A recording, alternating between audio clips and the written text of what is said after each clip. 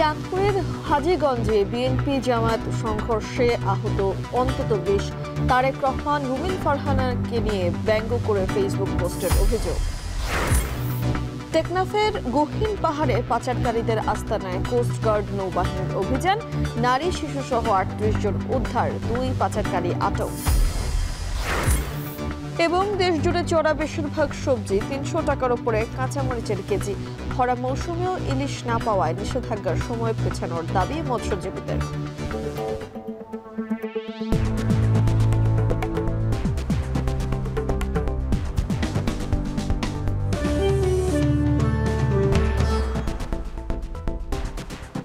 স্বাগত। এখন জনপদের সঙ্গে আছি আমি তানজিলা খান মিম।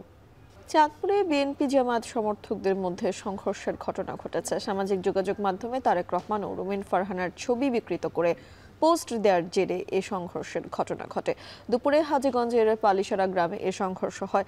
এতে উভয় পক্ষের অন্তত ২০ জন আহত হন। তাদের হাজীগঞ্জ উপজেলার স্বাস্থ্য কমপ্লেক্স ও চাঁদপুর জেনারেল হাসপাতালে ভর্তি করা হয়। স্থানীয়রা জানান, গতরাতে গন্ধপুর ইউনিয়ন জামায়াতের আমির তার ফেসবুক অ্যাকাউন্টে তারেক রহমান ও বিএনপি নেত্রী রুমিন ফারহানার বিকৃত ছবি শেয়ার করে।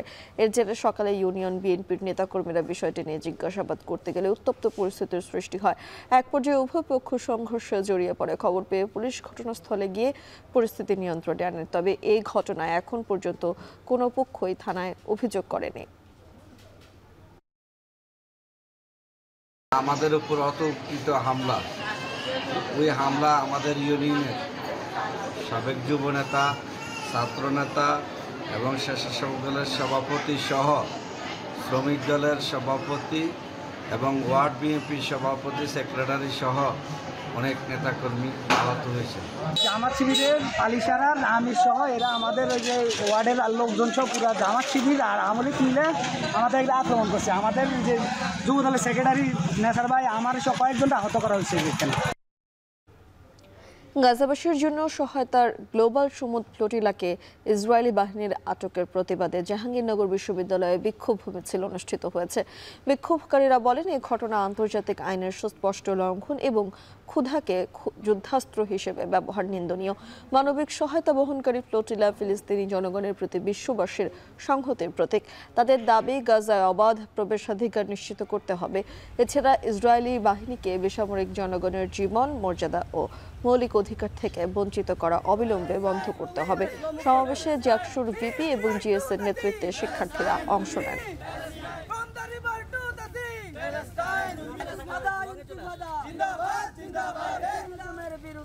কক্সবাজারের টেকনাফে যৌথ অভিযানে পাচারের উদ্দেশ্যে বন্দী রাখা নারী ও শিশুসহ ৩৮ জনকে উদ্ধার করা হয়েছে। আটক করা হয়েছে ২ পাচারকারীকে। দুপুরে কোস্টগার্ডের চট্টগ্রাম পূর্ব জোনের মিডিয়া কর্মকর্তা লেফটেন্যান্ট কমান্ডার সিয়ামুল হক এ তথ্য নিশ্চিত করেন। জানান, গোপন সংবাদের ভিত্তিতে বৃহস্পতিবার দিবাগত রাত ২টার দিকে টেকনাফের বাহারছড়া ইউনিয়নের গহীন পাহাড়ে অভিযান চালায় কোস্টগার্ড ও নৌবাহিনী।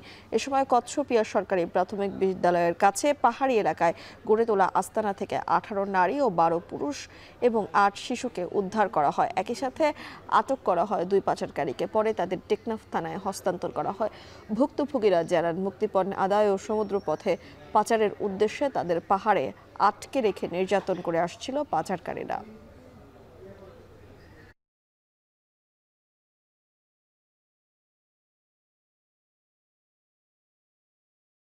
পূজার ছুটিতে বিনোদন কেন্দ্রগুলোতে ভিড় বাড়ছে পর্যটকদের। আবাসিক হোটেল, রিসোর্ট ও কটেজে শতভাগ বুকিং হয়েছে। কক্সবাজারের সাগরের নোনা জলে গা ভেজাতে দূর দূরান্ত থেকে এসেছেন পর্যটকরা। সৈকত ছাড়াও জেলার অন্যান্য দর্শনীয় স্থানগুলোতে বেড়েছে ভিড়। এদিকে কুয়াকাটায় পূজা ও সাপ্তাহিক ছুটিকে কেন্দ্র করে লাখো পর্যটক ভিড় করছেন। ইতিমধ্যে ২ শতাধিক হোটেল ও রিসোর্টের ২ শতাধিক রুম বুকিং সম্পন্ন হয়েছে। ব্যবসায়ীদের প্রত্যাশা, ছুটিকে কেন্দ্র করে অন্তত ১০০ কোটি টাকার ব্যবসা হবে। আবার ছুটিতে অনেক পাহাড় প্রেমী ভিড় করেছে রাঙামাটি ও বান্দরবানের বিনোদন কেন্দ্রগুলোতে। পর্যটকদের ঘিরে ব্যস্ততা বেড়েছে ব্যবসায়ীদের।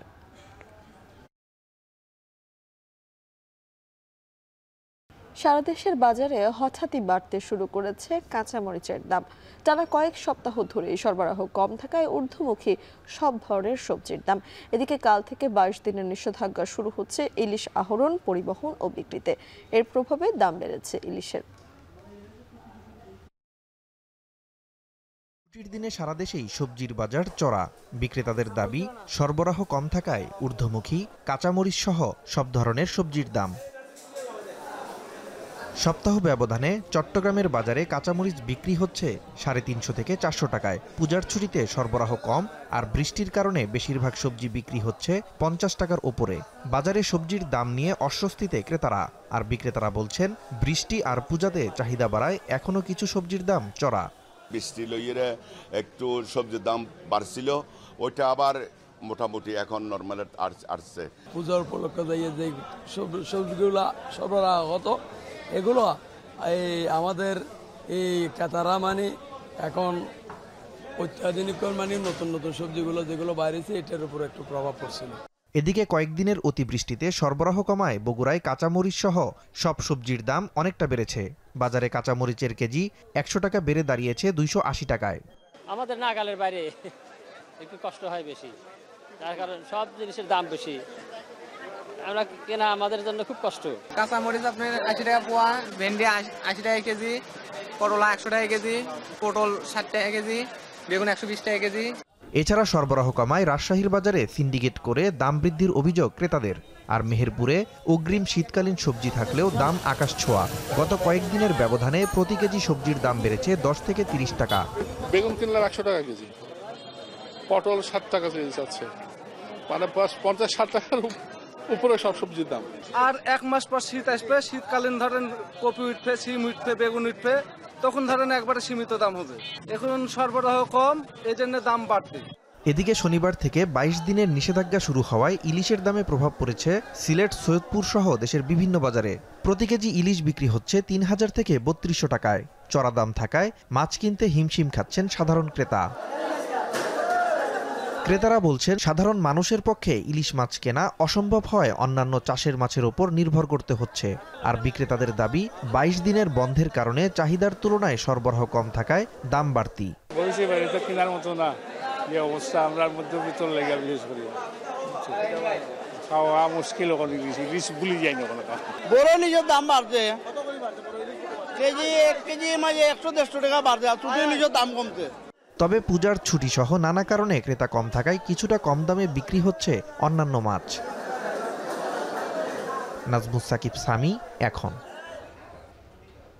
মা ইলিশ রক্ষায় চাঁদপুর সহ দেশের 6টি অভয়াশ্রমে শুরু হচ্ছে মাছ ধরায় নিষেধাজ্ঞা। কাল থেকে 25 অক্টোবর পর্যন্ত 22 দিন চলবে কর্মসূচি। অভিযান সফল করতে সব প্রস্তুতি শেষ করেছে প্রশাসন। এদিকে ভরা মৌসুমেও জালে ধরা পড়েনি আশানুরূপ ইলিশ, এতে চরম হতাশায় জেলেরা। সময়সীমা পেছানোর দাবি তাদের। সহকর্মীদের পাঠানো তথ্য ছবিতে বিস্তারিত প্রতিবেদনে। আশ্বিনের ভরা পূর্ণিমাকে কেন্দ্র করে নদীতে ডিম ছাড়ে মা ইলিশ। দেশে ইলিশের উৎপাদন বৃদ্ধির লক্ষ্যে চলতি বছর 4 থেকে 25 অক্টোবর পর্যন্ত 22 দিন 6টি অভয়াশ্রমে সব ধরনের মাছ শিকার নিষিদ্ধ করেছে সরকার। চাঁদপুরের মতলব উত্তর উপজেলার 7 নল থেকে হাইমচর উপজেলার চর ভৈরবী পর্যন্ত 70 কিলোমিটার এলাকা এই নিষেধাজ্ঞার আওতায় থাকবে। এ সময় নদীতে সকল ধরনের মাছ আহরণ, পরিবহন, মজুত ও বিক্রি নিষিদ্ধ। অভিযানের সময় কিস্তিটা বন্ধ করে দিলে মানুষের জন্য অনেক সুবিধা। অভিযান পালন করতে হইব, তো আমরা কিস্তি লিয়া পুরা বিপদে পড়বো আর কি।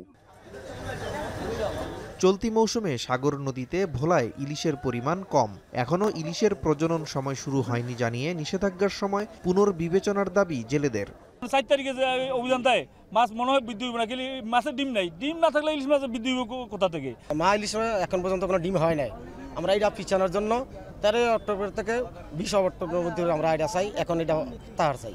জেলেদের দাবি সঠিক নয় উল্লেখ করে মৎস্য বিভাগ বলছে বৈজ্ঞানিক তথ্য উপাত্তের ভিত্তিতেই নির্ধারণ করা হয় এ সময়সীমা। জেলেদের প্রতিনিধির তাদের পরামর্শ ক্রমেই কিন্তু আসলে তারিখ নির্ধারিত হয়েছে। তো আমি আশা করি এবার যে 4 অক্টোবর থেকে 25 অক্টোবর যে অভিযানটি হবে এটি শতভাগ সফল হবে। নিষেধাজ্ঞার 22 দিনে খাদ্য সহায়তা হিসেবে নিবন্ধিত প্রত্যেক জেলে পরিবারকে 25 কেজি করে চাল দেয় সরকার। এ সময় মা ইলিশ রক্ষায় ছাড় না দেওয়ার ঘোষণা প্রশাসনের। আমরা মাইকিং, লিফলেট, পোস্টার, ব্যানার এইগুলা আমরা গুরুত্বপূর্ণ স্থানগুলোতে দিব। ইতিমধ্যে আমরা বিজিএফ এসে যখন পৌঁছাবে আমরা খুব তাড়াতাড়ি বিজিএফগুলো বিতরণ করব।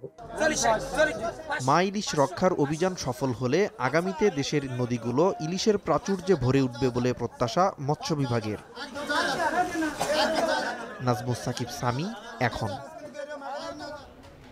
বান্দরবানের সবুজ পাহাড় জুমের পাকা ধানে সোনালী হয়ে উঠেছে।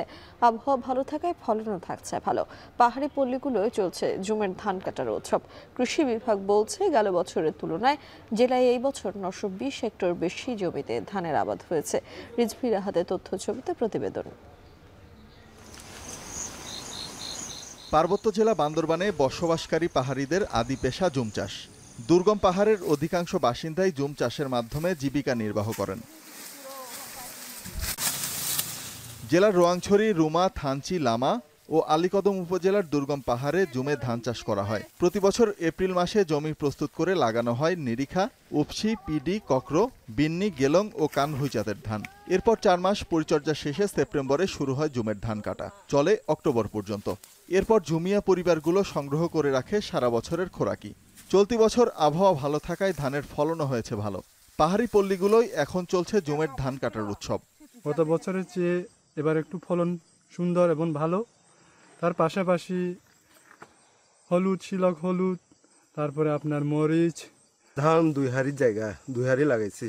গত বছর চাইতে এবছর একটু ভালো। মারফা, মানে তীর, গুছিয়া, বেগুন, মরিচ, মিরাকদু, কুমড়া, ওইগুলো সব একসাথে চাষ করা যায় আর কি। যে সারা বছর কষ্ট করছি, এই কষ্টগুলো ভুলে গিয়ে বা পরিজনকে নিয়ে বারবাসী সবাইকে নিয়ে আমরা নবান্ন উৎসব অনুষ্ঠান করি।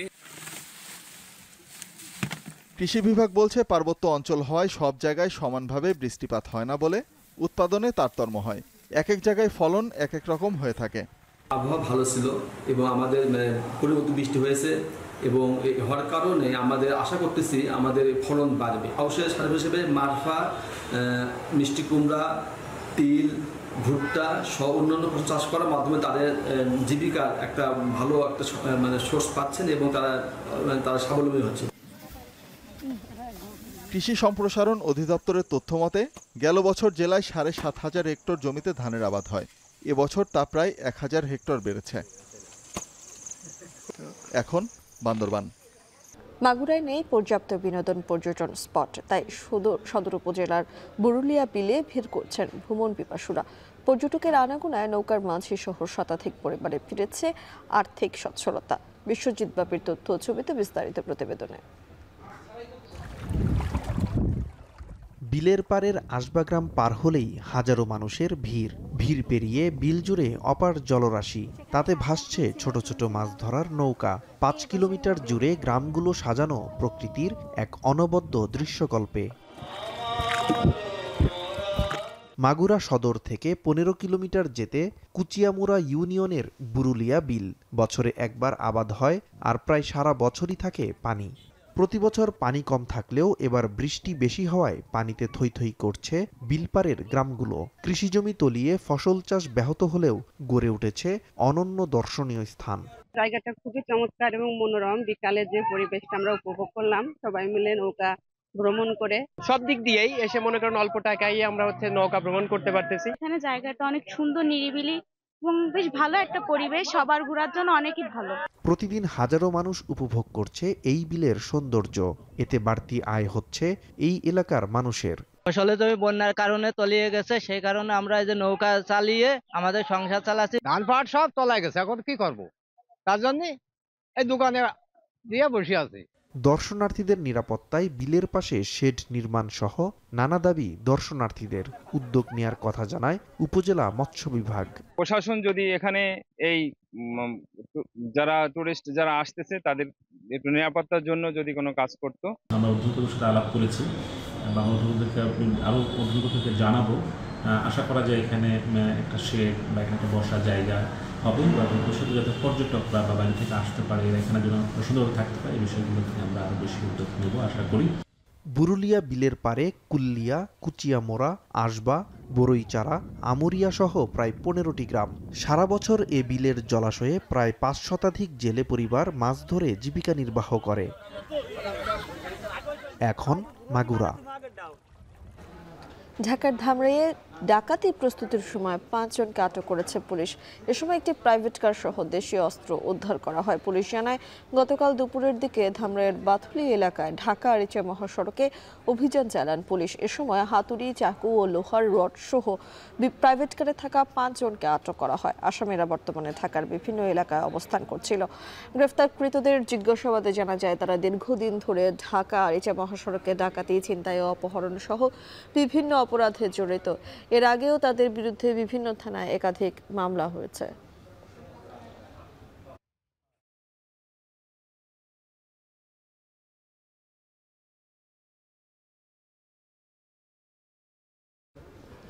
শেষ করছি এখন জনপদে। এখন টেলিভিশন ওয়েবসাইটে দেখতে ভিজিট করুন এখন.tv, ফেসবুকে দেখুন facebook.com/tv.এখন, এছাড়া ইউটিউবে দেখুন youtube.com/c/echontv।